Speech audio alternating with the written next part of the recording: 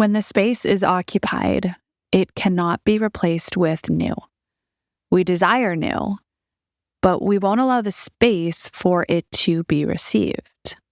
In order to call in and create a new, we must create space. Space for thoughts to flow, space for emotions to calm, space for truth to be revealed, space for creativity to ignite, space for the right people to be able to come into your life, space for the feminine creativity to emerge, space for God to work in your life. This will be short and sweet, but it will change your perspective on the way that you feel your energetic space in your life. Let's do this, savages.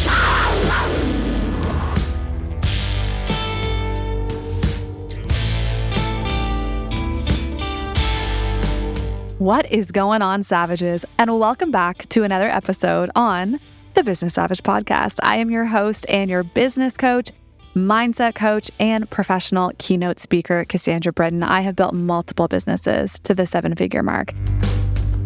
And it is not all butterflies and rainbows. So friends, I am here on this podcast to help you play bigger. Unleash that wild, untamed version that lives inside each and every one of you. A healthy business begins with a healthy mind. And our businesses will only grow to the extent in which we grow. So I am here to share with you the real talk about being in that 1% and what it takes to play big 360 in business and in life. And of course, if you have a sec, please drop us a review. It greatly helps us reach a bigger audience and others who need to hear these messages. It helps them to find us. And of course, be sure to hit the bell at the top corner and subscribe so that you will never miss a future episode as they air.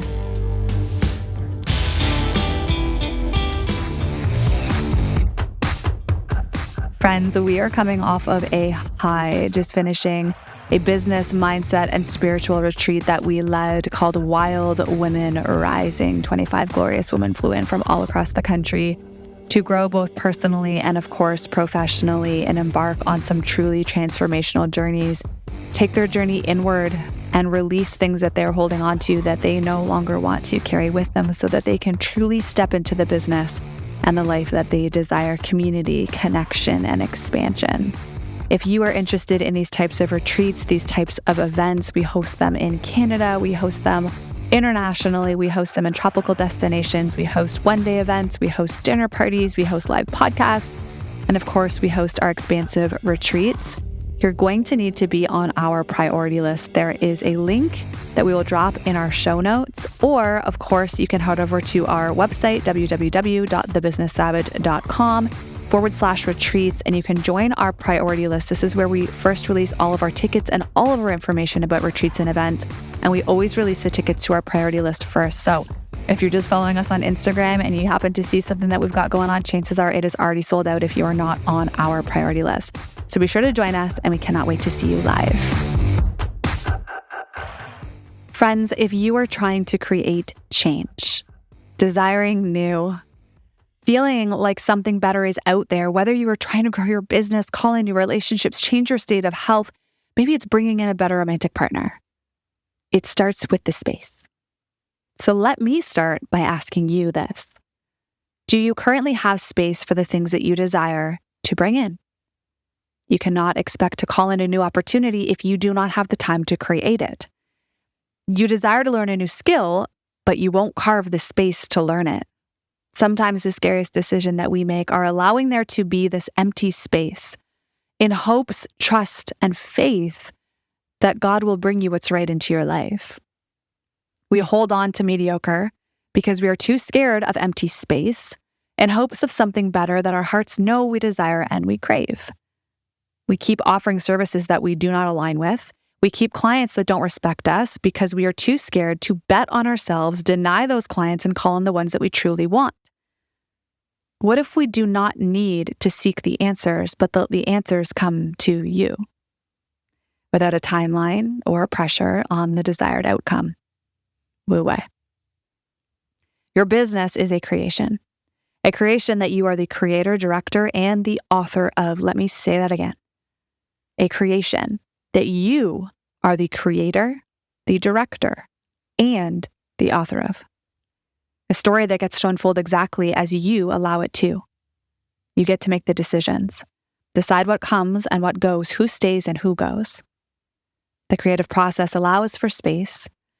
When we try and fill that space with rushing, occupying, hurrying, wrong people, wrong offers, busy behavior, we do not allow the creative process to emerge.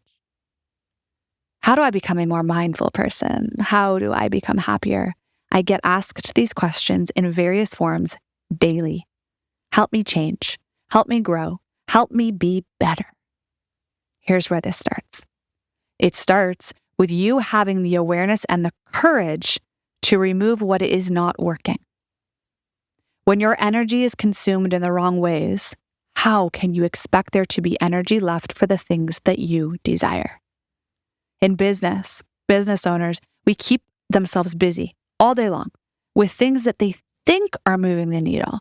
So they feel busy as if they're doing something of value that gives them that little dopamine hit, that little sense of fulfillment, that little sense of purpose, and wonder why they have nothing to show for it. What if instead of having your schedule from morning to night booked with tasks that don't actually matter, you were intentional with your time? You carved creative blocks, you carved space for deep work. You didn't occupy your every thought with a planned action, but instead you allowed time to explore for the bigger ideas to come to you. This is how many of my biggest successes have come to life. By allowing this space for them to be born, to come into existence, and to fully emerge. I have been the one who would fill every void with something and someone. In between launches, slow seasons, you're panicking, so you fill that space. What if you didn't panic to fill the space with the same level of things that you've already been doing, but instead you took the chance on something bigger than you? Something that you actually truly want, and you worked on calling that in. Let's switch gears here to relationships just for a moment. How many people do you know, perhaps even yourself, are in an unhealthy and unhappy relationship? I have been there many, many times, but we stay. I've stayed. We stay because we have a fear of being alone. We hope that it will get better. We see glimpses of hope, but at the end of the day, our intuition is screaming at you. Wait for something better. Let's think about this energetically. And if you allow me, perhaps let me go a little bit woo-woo. If you are in an unhappy relationship, you know that you deserve more. Your eyes are peeking over the fence, wondering if it's actually greener somewhere else. But you don't have the self-love and the self-respect to show God that you are ready for the partner He is trying to bring to you. You're not ready for it. And if not, it won't become yours. Let's talk about business. You can manifest to God all day long, dream of the perfect business, better clients, random $1 million idea that's just going to fall into your lap. But if you haven't done the inner work to be ready for those clients and you're just hoping that they will come to you, it won't. Nothing miraculous has ever happened in my life by hoping or by manifesting it. It came when I fully surrendered, allowed God into my life, into my heart, and I gave complete and total trust in the space. Are you afraid of the space? Are you afraid of the silence? Are you afraid of the stillness? Are you afraid to be alone? To allow God to bring you what is divinely yours and trust that this is on His time, not on yours. Stop forcing relationships that aren't right. Stop hoping people will change. Stop accepting less than you desire because you're too scared to be alone and hope something better will come along. This is called setting the standard for your life.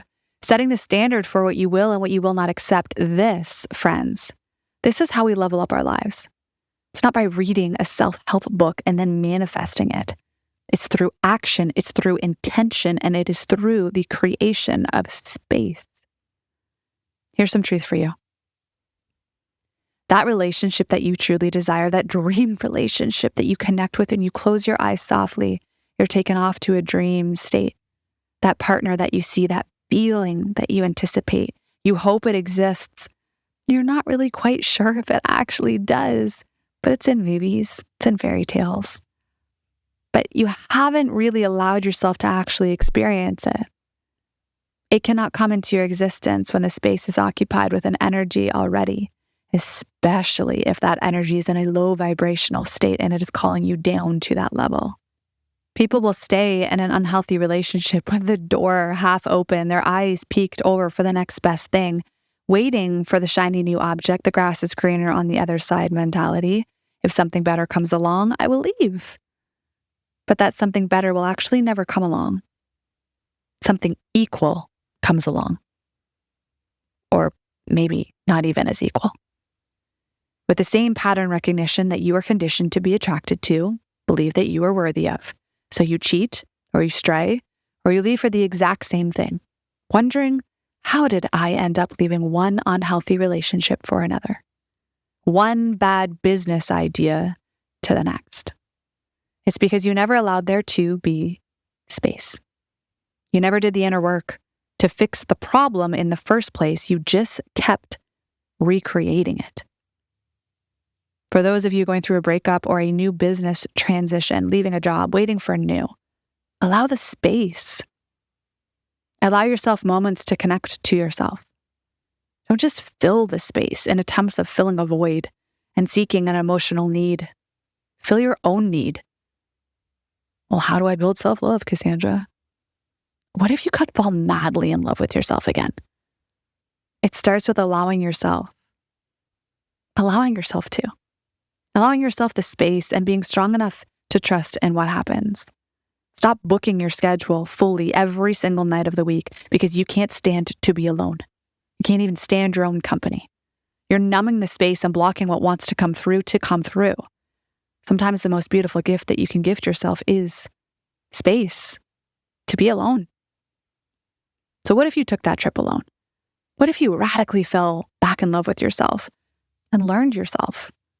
What if you truly learned who you really were and what you really desired? Why you started that business in the first place? Where you actually wanted to be in a year? Where you want to be in 5 years? What you could create in 10 years? What if you left that trauma bond relationship? What if you fired all of the clients that you do not to enjoy work with, that don't respect your time? What if you said no to everything and anything that did not feel alive in every cell of your body? What if you didn't occupy every single evening with plans and instead you allowed your calendar to be empty and not sure what would arise? Whichever category resonated with you the most, whoever you are, wherever you are at with any of this, what is sitting on your heart, what longs to be created? I invite you to write yourself a letter. And as you frame this letter, write it with all of the things that you desire. The ways that you want to feel, the dream business, the dream client. How do they find you? How do they pay you? How do they value you? How do they respect you? What can you do for them? What can you create together? The partner, what do they embody? How do they treat you? What do you demand? What are your boundaries?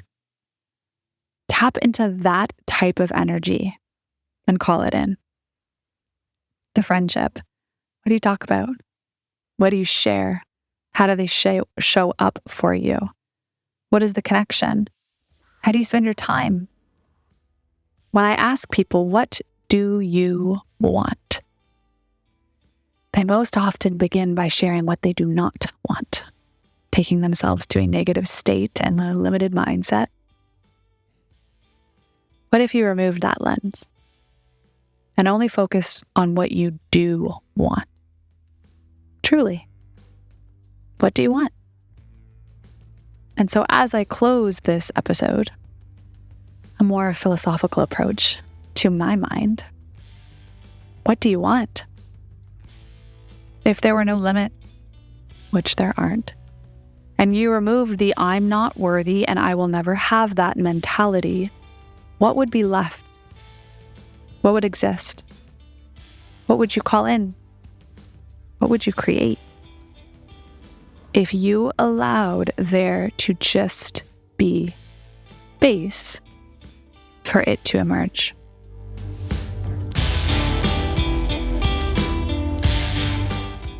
Well, savages, that is all that I have for you for today's episode. I hope that you enjoyed this more philosophical approach to my mind. And if you enjoyed this episode, feel free to share with a friend who may enjoy it as well. I wish you all of the best. And remember, a savage can get knocked down, but we will always get back up. Keep on fighting. Peace, friends.